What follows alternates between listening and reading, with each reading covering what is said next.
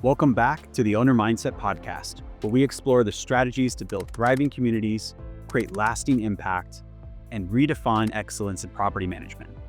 I'm your host, Anthony A. Luna, and today's episode is a part of our ongoing training series. We're talking about work order mastery, a cornerstone of operational success in property management. Work orders are the backbone of property maintenance. Whether it's repairing a leaky faucet or resolving a major system failure, how we handle work orders speaks volumes about our professionalism, our processes, and our commitment to excellence in property management. Today, we're connecting work order management to the principles of property management excellence, listening and communication, ethics and integrity in all we do, growth in owner mindset, quality of life, and building legacy. Whether you're managing residential properties, commercial spaces, or community assets, this episode will give you actionable tools to optimize your work order processes and systems, exceed expectations, and build trust along the way. Let's dive in. Let's start with the big picture. Why do work orders even matter?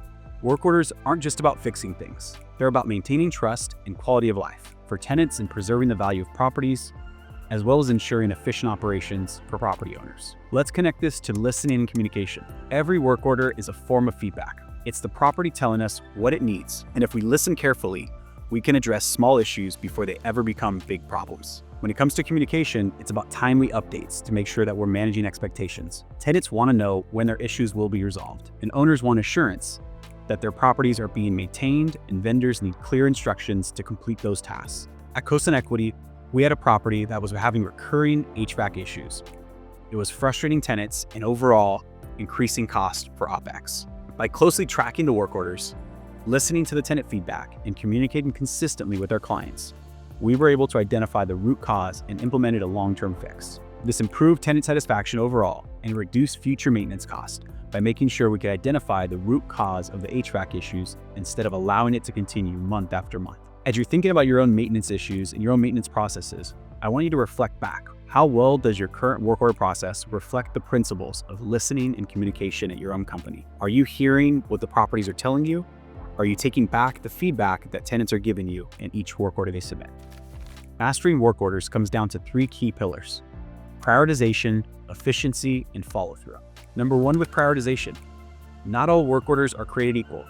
Start by categorizing work orders as emergencies, urgent, or general routine work orders. This ensures that critical issues like a gas leak are addressed immediately, and while non-urgent work orders of tasks are scheduled appropriately for a future day. You can use tools like Appfolio or your own property management system to assign priorities and track progress day to day.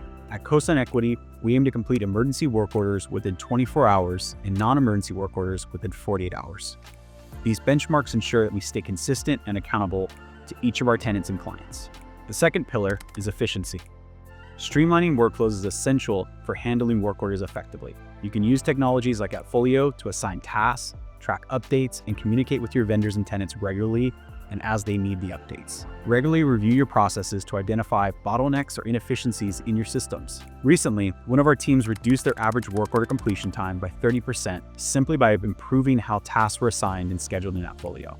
The third pillar of mastering work orders is follow-through. The job isn't done until it's done. After completing a work order, follow up with tenants to ensure satisfaction. This small step can make a big difference in tenant retention. Review completed tasks to identify patterns or recurring issues that may require a larger maintenance plan. So now let's tie work order mastery to the principles of property management excellence. Listening and communication.